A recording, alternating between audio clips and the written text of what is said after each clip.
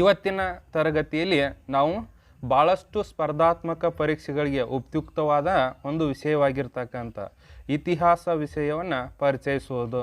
ಇತಿಹಾಸ ವಿಷಯ ಭಾಳಷ್ಟು SDA, FDA, PSI, PC ಮುಂತಾದ ಪರೀಕ್ಷೆಯಲ್ಲಿ ಕೇಳುವಂಥ ಒಂದು ವಿಷಯವಾಗಿರ್ತಕ್ಕಂಥದ್ದು, ಅದನ್ನು ಪರಿಚಯಿಸ್ತಕ್ಕಂಥದ್ದು. ಆರಂಭದ ಒಂದು ತಲೆಬರಹವನ್ನು ನಾವು ನೋಡ್ತಾ ಹೋದಾಗ ಇತಿಹಾಸದ ಹುಟ್ಟು ಮತ್ತು ಬೆಳವಣಿಗೆ ಅಂತೇಳಿ ಬರುತ್ತದೆ. ಇತಿಹಾಸ ಎಲ್ಲಿ ಹುಟ್ಟಿರ್ತಕ್ಕಂಥದ್ದು, ಎಷ್ಟು ಪುರಾತನವಾಗಿರ್ತಕ್ಕಂಥದ್ದು, ಎಷ್ಟೊಂದು ಪ್ರಾಚೀನತೆಯನ್ನು ಹೊಂದಿರತಕ್ಕಂಥದ್ದು ಅನ್ನುವಂಥದ್ದನ್ನು ತಿಳಿದುಕೊಳ್ತಕ್ಕಂಥದ್ದು ಮತ್ತು ಅದರೊಂದಿಗೆ ಯಾವ ರೀತಿಯಾಗಿರ್ತಕ್ಕಂಥ ಬೆಳವಣಿಗೆಯನ್ನು ಹೊಂದಿತು ಅಂಥೇಳಿ. ಇವತ್ತಿನ ಆಧುನಿಕ ಯುಗದಲ್ಲಿ ತಂದೆಯಾಗಿರ್ತಕ್ಕಂಥದ್ದು ಭಾಳಷ್ಟು ಸ್ಪರ್ಧಾತ್ಮಕ ಪರೀಕ್ಷೆಯಲ್ಲಿ ಉಪಯುಕ್ತವಾಗಿರ್ತಕ್ಕಂಥ ವಿಷಯ ಇರುವುದರಿಂದ ಇದನ್ನು ತಿಳಿದುಕೊಳ್ಳುವಂಥ ಅನಿವಾರ್ಯತೆ ಮತ್ತು ಅಗತ್ಯತೆ ಇರುವುದನ್ನು ನಾವು ನೋಡುವಂಥದ್ದು. ಇತಿಹಾಸ ನಾವು ಪ್ರಾಚೀನತೆಯನ್ನು ನೋಡ್ತಾ ಹೋದಾಗ ಇತಿಹಾಸದ ಹುಟ್ಟು ಮಾನವನಷ್ಟೇ ಪುರಾತನವಾಗಿರ್ತಕ್ಕಂಥದ್ದು, ಭಾಳಷ್ಟು ಪ್ರಾಚೀನ ಕಾಲದಿಂದ ಇರ್ತಕ್ಕಂಥ ಒಂದು ವಿಷಯವನ್ನು ನಾವು ನೋಡ್ತಕ್ಕಂಥದ್ದು. ಇದು ಮಾನವನಷ್ಟು ಪ್ರಾಚೀನವಾಗಿರ್ತಕ್ಕಂಥದ್ದು, ಮಾನವನೊಂದಿಗೆ ಹುಟ್ಟಿ ಅವನೊಂದಿಗೆ ಬೆಳವಣಿಗೆ ಆಗಿರ್ತಕ್ಕಂಥದ್ದನ್ನು ನಾವು ನೋಡುವಂಥದ್ದು. ಮನುಷ್ಯ ಇವಾಗ ಸಾಮಾನ್ಯ ಶಕ 4.5 ಬಿಲಿಯನ್ ವರ್ಷಗಳ ಹಿಂದೆ ಭೂಮಿಯ ಮೇಲೆ ಇವಾಗ ಮನುಷ್ಯ ಕಂಡುಕೊಂಡ ಅಥವಾ ಮನುಷ್ಯ ಗುರುತಿಸಿದ, ಮನುಷ್ಯನನ್ನು ಗುರುತಿಸ್ತಕ್ಕಂಥ ಕಾಲ ಇತಿಹಾಸದ ಕಾಲದಲ್ಲಿ ನಾವು ನೋಡ್ತಕ್ಕಂಥದ್ದು. ಹಾಗಾಗಿ ಇತಿಹಾಸ ಅಂತಕ್ಕಂಥದ್ದು ಮನುಷ್ಯನೊಂದಿಗೆ ಹುಟ್ಟಿರ್ತಕ್ಕಂಥ ಒಂದು ವಿಷಯವಾಗಿರ್ತಕ್ಕಂಥದ್ದನ್ನು ನಾವು ನೋಡ್ತಕ್ಕಂಥದ್ದು. ಮಾನವನಿಗೆ ಸ್ಮರಣೆ ಎಷ್ಟು ಅಗತ್ಯವೋ ಮನುಷ್ಯನಿಗೆ ಇತಿಹಾಸವು ಕೂಡ ಅಷ್ಟೇ ಅಗತ್ಯವಾಗಿರ್ತಕ್ಕಂಥದ್ದನ್ನು ನಾವು ನೋಡ್ತಕ್ಕಂಥದ್ದು. ಇತಿಹಾಸ ಲೇಖನ ಕಲೆಗೆ ಸಂಬಂಧಪಟ್ಟಾಗ ನಾವು ಪ್ರಾಚೀನವಾಗಿ ನೋಡ್ತಾ ಹೋದಾಗ ಇಲ್ಲಿ ಭಾಳಷ್ಟು ಸ್ಪರ್ಧಾತ್ಮಕ ಪರೀಕ್ಷೆಗಳಿಗೆ ಕೇಳ್ತಕ್ಕಂಥದ್ದು ಇತಿಹಾಸ ಅನ್ನುವಂಥದ್ದು ಎಲ್ಲಿ ಹುಟ್ಟಿರ್ತಕ್ಕಂಥದ್ದು ಅಂತೇಳಿ. ಇತಿಹಾಸದ ಹುಟ್ಟು ನಾವು ಗ್ರೀಕ್ ದೇಶದಲ್ಲಿ ನೋಡ್ತಕ್ಕಂಥದ್ದು. ಗ್ರೀಕರ ದೇಶದಲ್ಲಿ ಹುಟ್ಟಿರ್ತಕ್ಕಂಥ ಗ್ರೀಕರು ಇತಿಹಾಸವನ್ನು ಆರಂಭದಲ್ಲಿ ಪರಿಚಯಿಸಿರ್ತಕ್ಕಂಥದ್ದನ್ನು ನಾವು ನೋಡುವಂಥದ್ದು. ಇನ್ನೊಂದು ಭಾಳ ಪ್ರಮುಖವಾಗಿರ್ತಕ್ಕಂಥ ವಿಷಯ, ಇತಿಹಾಸ ಬರೆಯಲು ಮೊದಲು ಆರಂಭಿಸಿದವರು. ನೋಡ್ರಿ, ಭಾಳಷ್ಟು ಸ್ಪರ್ಧಾತ್ಮಕ ಪರೀಕ್ಷೆಯಲ್ಲಿ ಕೇಳುವಂಥ ಒಂದು ಪ್ರಶ್ನೆ, ಪ್ರಶ್ನೆಯನ್ನು ಕೇಳ್ತಿರ್ತಾರೆ. ಭಾಳಷ್ಟು ಒಂದು ಸ್ವಲ್ಪ ಗುರುತಿಸ್ತಕ್ಕಂಥದ್ದು ಏನು ಪ್ರಾಮುಖ್ಯತೆ ಅನ್ನುವಂಥದ್ದು. ಇತಿಹಾಸವನ್ನು ಬರೆಯಲು ಮೊದಲು ಆರಂಭಿಸಿದವರು ಗ್ರೀಕರು. ಹೀಗಾಗಿ ಇತಿಹಾಸ ಲೇಖನ ಕಲೆಯ ತವರು ಮನೆ ಅಂತ ಹೇಗೆ ಕರೀತಾರೆ. ಗ್ರೀಕ್ ದೇಶವನ್ನು ಇತಿಹಾಸ ಲೇಖನ ತವರು ಮನೆ ಅಂತ ಹೇಗೆ ಕರೀತಕ್ಕಂಥದ್ದು. ಬರೆಯಲ್ಲ ಆರಂಭಿಸಿರ್ತಕ್ಕಂಥದ್ದು. ಭಾಳಷ್ಟು ಇತಿಹಾಸ ಗ್ರೀಕ್ ದೇಶದಲ್ಲಿ ರಚನೆ ಆಗಿರೋದ್ರಿಂದ ಇತಿಹಾಸ ಲೇಖನ ಕಲೆಯ ತವರು ಮನೆ ಅಂತೇಳಿ ಪ್ರಮುಖವಾಗಿರ್ತಕ್ಕಂಥದ್ದು. ಇತಿಹಾಸವನ್ನು ಬರೆಯಲು ಆರಂಭಿಸಿರ್ತಕ್ಕಂಥ ಪ್ರಥಮವಾಗಿರ್ತಕ್ಕಂಥ ವ್ಯಕ್ತಿ ಹೆರೋಡಟಸ. ಈತನನ್ನು ಇತಿಹಾಸದ ಪಿತಾಮಹನೆಂದು ಕರೆಯುತ್ತಾರೆ. ನೋಡಿ, ಸಾಮಾನ್ಯವಾಗಿರ್ತಕ್ಕಂಥ ಪ್ರಶ್ನೆ ಸ್ಪರ್ಧಾತ್ಮಕ ಪರೀಕ್ಷೆಯಲ್ಲಿ ಕೇಳ್ತಕ್ಕಂಥದ್ದು ಇತಿಹಾಸದ ಪಿತಾಮಹನ್ ಯಾರು ಅಂತಕ್ಕಂಥ ಒಂದು ಪ್ರಶ್ನೆಯನ್ನು ಕೇಳ್ತಾ ಇರ್ತಾರೆ. ಹೀಗಾಗಿ ಹೆರೋಡಟಸ ಇತಿಹಾಸದ ಪಿತಾಮಹನಾಗಿರ್ತಕ್ಕಂಥ ವ್ಯಕ್ತಿ. ಈತ ಅಥೆನ್ಸ್ನ ಪೆರಿಕ್ಲಸ್ನ ಆಸ್ಥಾನದಲ್ಲಿ ಇತಿಹಾಸಕಾರನಾಗಿದ್ದನು. ನೋಡಿ, ಇತಿಹಾಸದ ಪಿತಾಮಹ ಅಂತಕ್ಕಂಥ ಪ್ರಶ್ನೆ ಕೇಳದೆ ಹೋದ್ರೂ ಕೂಡ ಅಥೆನ್ಸ್ನಲ್ಲಿ ಈತ ಎಲ್ಲಿ ಯಾರ ಆಸ್ಥಾನದಲ್ಲಿ ಇತಿಹಾಸಕಾರನಾಗಿದ್ದನು ಅಂಥೇಳಿ, ಯಾವ ಸಾಮ್ರಾಜ್ಯದಲ್ಲಿ ಇತಿಹಾಸಕಾರನಾಗಿದ್ದನು ಅಥವಾ ಯಾರ ಆಸ್ಥಾನದಲ್ಲಿ ಇತಿಹಾಸಕಾರನಾಗಿದ್ದನು ಅಂತಕ್ಕಂಥ ಪ್ರಶ್ನೆ ಕೇಳುವಂಥದ್ದು. ಅಥೆನ್ಸ್ನ ಪೆರಿಕ್ಲಸ್ನ ಆಸ್ಥಾನದಲ್ಲಿ ಈತ ಪ್ರಮುಖವಾಗಿರ್ತಕ್ಕಂಥ ಇತಿಹಾಸಕಾರನಾಗಿದ್ದನು ಅಂಥೇಳಿ ನಾವು ಹೇಳುವಂಥದ್ದು. ಈತನ 2 ಪ್ರಮುಖವಾಗಿರ್ತಕ್ಕಂಥ ಕೃತಿಗಳನ್ನ ಈತ ರಚಿಸಿರ್ತಾನೆ. ಆ ಕೃತಿಗಳನ್ನು ನಾವು ನೋಡ್ತಾ ಹೋದಾಗ ಹಿಸ್ಟೋರಿಯಾ ಅಂತಕ್ಕಂಥ ಒಂದು ಕೃತಿಯನ್ನು ಈತ ರಚಿಸಿರ್ತಕ್ಕಂಥದ್ದು. ಹಿಸ್ಟೋರಿಯಾ ಅನ್ನುವಂಥ ಕೃತಿ. 2ನೇದಾಗಿರ್ತಕ್ಕಂಥದ್ದು ಪರ್ಷಿಯನ್ ಕದನಗಳು, ಪರ್ಷಿಯನ್ ವಾರ್ಸ್ ಅಂತಕ್ಕಂಥ ಕೃತಿಯನ್ನು ಈತ ರಚಿಸಿರ್ತಕ್ಕಂಥದ್ದು. 2 ಕೃತಿಗಳಿಗೆ ಸಂಬಂಧಪಟ್ಟಂಗೆ ಹಿಸ್ಟೋರಿಯಾ ಅಂತಕ್ಕಂಥ ಕೃತಿ ಗ್ರೀಕ್ನ ಒಂದು ಸತ್ಯ ಸಂಗತಿಗಳನ್ನು ಸಂಶೋಧಿಸಿರ್ತಕ್ಕಂಥ ಒಂದು ಕೃತಿ. ಪರ್ಷಿಯನ್ ಕದನಗಳು ಅಂತಕ್ಕಂಥ ಗ್ರೀಕ್ ಮತ್ತು ಪರ್ಷಿಯನರ ಮಧ್ಯೆ ನಡೆದಿರ್ತಕ್ಕಂಥ ಕದನಗಳ ವಿವರಣೆಯನ್ನು ಒಳಗೊಂಡಿರ್ತಕ್ಕಂಥದ್ದು, ಹೋರಾಟದ ವಿವರಣೆಯನ್ನು ಒಳಗೊಂಡಿರ್ತಕ್ಕಂಥ ಒಂದು ಕೃತಿಯಾಗಿದೆ. 2ನೆಯ ಪ್ರಮುಖ ವಿಷಯ ಇತಿಹಾಸದ ಅರ್ಥ. ಇತಿಹಾಸವನ್ನು ಅರ್ಥೈಸ್ತಕ್ಕಂಥ ಒಂದು ವಿಭಾಗ ಇದು. ಇತಿಹಾಸ ಅಂತಕ್ಕಂಥ ಕನ್ನಡ ಪದ ಆಂಗ್ಲ ಭಾಷೆಯ ಹಿಸ್ಟರಿ ಎಂಬ ಪದದಿಂದ ಬಂದಿದೆ. ಹಿಸ್ಟರಿ ಅನ್ನುವಂಥ ಪದ ಗ್ರೀಕ್ ಭಾಷೆಯ ಹಿಸ್ಟೋರಿಯಾ ಪದದಿಂದ ಬಂದಿದೆ.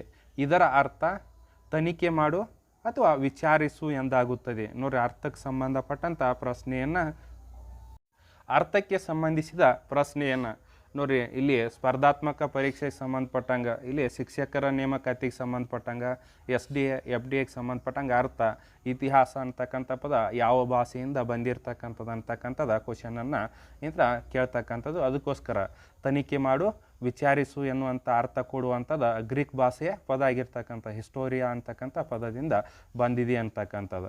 ಇತಿಹಾಸವನ್ನು ಇಲ್ಲಿ ಅರಬರು ತಾರೀಖ್ ಅಂತ ಹೇಳಿ ಕರಿತಕ್ಕಂಥದ್ದು. ಕೆಲವೊಂದಿಷ್ಟು ಸ್ಪರ್ಧಾತ್ಮಕ ಪರೀಕ್ಷೆಯಲ್ಲಿ ಕೇಳ್ತಕ್ಕಂಥದ್ದು ಅರಬರು ಇತಿಹಾಸವನ್ನು ಏನೆಂದು ಕರೆಯುತ್ತಾರೆ ಅಂಥೇಳಿ.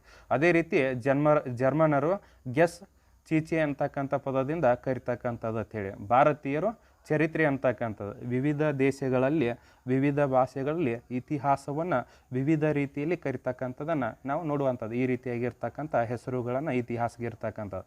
ಇದು ಆಂಗ್ಲ ಭಾಷೆಯ ಪ್ರಥಮ ಅರ್ಥ ಆದ್ರೆ ದ್ವಿತೀಯ ಒಂದು ಭಾಗದಲ್ಲಿ ನಾವು ಸಂಸ್ಕೃತದ ಅರ್ಥವನ್ನು ನೋಡುವಂಥದ್ದು. ಸಂಸ್ಕೃತ ಭಾಷೆಯ ಒಂದು ಅರ್ಥ ಸಂಸ್ಕೃತ ಭಾಷೆಯಲ್ಲಿ ನಾವು ನೋಡ್ತಾ ಹೋದಾಗ ಇತಿ ಅನ್ನುವಂಥದ್ದು ಇತಿ ಎಂದರೆ ಹೀಗೆ, ಹಾಸ ಎಂದರೆ ನಡೆದಿತ್ತು ಅನ್ನುವಂಥದ್ದು. ಪೂರ್ಣ ಅರ್ಥದಲ್ಲಿ ಹೀಗೆ ನಡೆದಿತ್ತು ಅನ್ನುವಂಥದ್ದು ಇತಿಹಾಸ ಅನ್ನುವಂಥ ಅರ್ಥವನ್ನು ನಾವು ನೋಡ್ತಕ್ಕಂಥದ್ದು. ಸಂಸ್ಕೃತದಲ್ಲಿ ಈ ರೀತಿಯಾಗಿರ್ತಕ್ಕಂಥದ್ದು ಹಿಂದೆ ನಡೆದಿರ್ತಕ್ಕಂಥ ಘಟನೆಗಳ ದಾಖಲೆಯ ಇತಿಹಾಸ ಅನ್ನುವಂಥದ್ದು ಒಟ್ಟು ಅರ್ಥದಲ್ಲಿ ಸಂಸ್ಕೃತ ಅರ್ಥವನ್ನು ನಾವು ನೋಡ್ತಕ್ಕಂಥದ್ದು.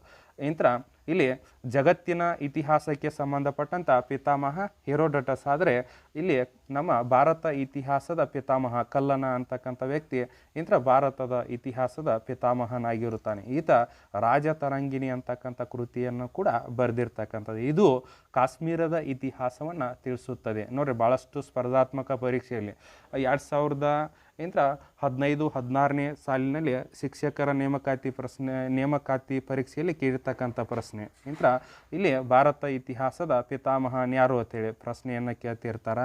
ಆತ ಬರೆದಿರ್ತಕ್ಕಂಥ ಕೃತಿಯ ಬಗ್ಗೆ ಕೇಳ್ತಿರ್ತಾರೆ. ಕೃತಿ ಏನನ್ನ ಹೇಳುತ್ತದೆ ಅನ್ನುವಂಥ ಪ್ರಶ್ನೆಯನ್ನು ಕೂಡ ಕೇಳುವಂಥದ್ದು. ಅದಕ್ಕೋಸ್ಕರ ಇದು ಸ್ವಲ್ಪ ಭಾಳಷ್ಟು ಪ್ರಮುಖವಾಗಿರ್ತಕ್ಕಂಥದ್ದು. ನೀವು ಏನಾತರ ಸ್ವಲ್ಪ ಇದನ್ನ ಶಾರ್ಟ್ ನೋಟ್ಸ್ ಮಾಡಿ ಇಟ್ಕೊಂಡ್ರೂ ಕೂಡ ಭಾಳ ಉಪಯುಕ್ತವಾಗ್ತಕ್ಕಂಥದ್ದು. ಸ್ಪರ್ಧಾತ್ಮಕ ಪರೀಕ್ಷೆಯಲ್ಲಿ ಭಾರತ ಇತಿಹಾಸಕ್ಕೆ ಸಂಬಂಧಪಟ್ಟಂಗೆ ಭಾರತ ಇತಿಹಾಸದ ಪಿತಾಮಹನ್ ಇರ್ಬೋದು. ಈತ ಎಷ್ಟನೇ ಶತಮಾನಕ್ಕೆ ಸಂಬಂಧಿಸಿರ್ತಕ್ಕಂಥ ವ್ಯಕ್ತಿ ಅಂದ್ರೆ 12ನೇ ಶತಮಾನಕ್ಕೆ ಸಂಬಂಧಿಸಿರ್ತಕ್ಕಂಥದ್ದು.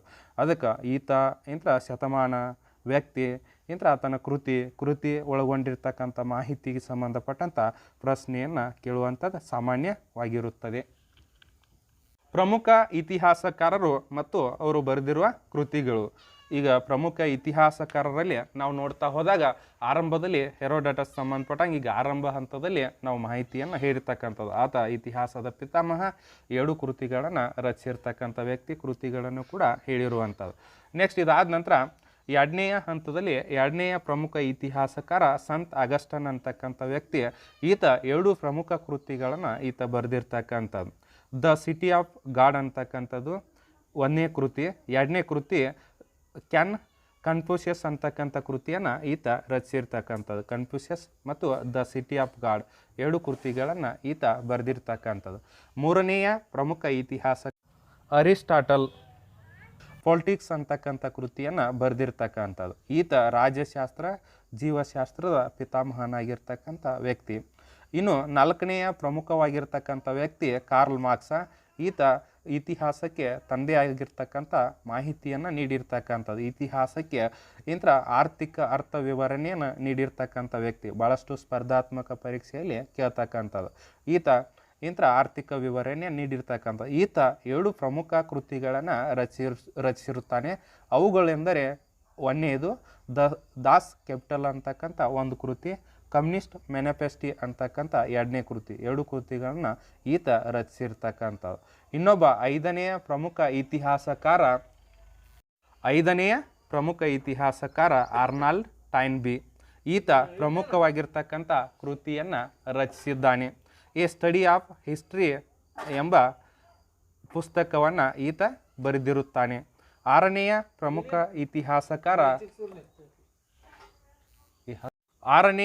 ಇತಿಹಾಸಕಾರ ಪಂಡಿತ್ ಜವಾಹರ್ಲಾಲ್ ನೆಹರು. ಭಾರತದ ಪ್ರಪ್ರಥಮ ಪ್ರಧಾನಮಂತ್ರಿಯಾಗಿರ್ತಕ್ಕಂಥ ಈತ ಮತ್ತು ಸಂವಿಧಾನ ರಚನಾ ಸಭೆಯ ಅಧ್ಯಕ್ಷರಾಗಿರ್ತಕ್ಕಂಥ. ನೋಡಿ, ಪಂಡಿತ್ ಜವಾಹರ್ಲಾಲ್ ನೆಹರು ಅವರ ಕುರಿತು ಹಲವಾರು ಇಂಥ ಪ್ರಶ್ನೆಗಳನ್ನ ವಿವಿಧ ಸ್ಪರ್ಧಾತ್ಮಕ ಪರೀಕ್ಷೆಯಲ್ಲಿ ಭಾಳಷ್ಟು ಪ್ರಶ್ನೆಗಳನ್ನ ಕೇಳುವಂಥದ್ದು. ತತ್ವಜ್ಞಾನಿ, ರಾಜಕೀಯ ಚಿಂತಕ, ಇತಿಹಾಸಕಾರನಾಗಿರ್ತಕ್ಕಂಥ ವ್ಯಕ್ತಿ 2 ಪ್ರಮುಖ ಕೃತಿಗಳನ್ನು ಈತ ರಚಿಸಿರುತ್ತಾನೆ. ಒಂದನೇದು ಡಿಸ್ಕವರಿ ಆಫ್ ಇಂಡಿಯಾ ಕೃತಿಯನ್ನು ಈತ ರಚಿಸಿರುತ್ತಾನೆ. ಎರಡನೇದಾಗಿ ದ ಗ್ಲಿಪ್ಸಸ್ ಆಫ್ ವರ್ಲ್ಡ್ ಹಿಸ್ಟ್ರಿ ಅನ್ನುವಂಥ ಕೃತಿಯನ್ನು ಕೂಡ ಈತ ರಚಿಸಿರುತ್ತಾನೆ. ಈತ ರಚಿಸಿರ್ತಕ್ಕಂಥ 2 ಪ್ರಮುಖ ಕೃತಿಗಳಾಗಿರುತ್ತವೆ. ಈ ತರಗತಿಯನ್ನು ಇಲ್ಲಿಗೆ ಮುಗಿಸ್ತಾ ಇದ್ದೀವಿ. ಇನ್ನು ಮುಂದಿನ ಭಾಗವನ್ನು ಮುಂದಿನ ತರಗತಿಯಲ್ಲಿ ಚರ್ಚಿಸಲಾಗುವುದು. ಧನ್ಯವಾದಗಳು.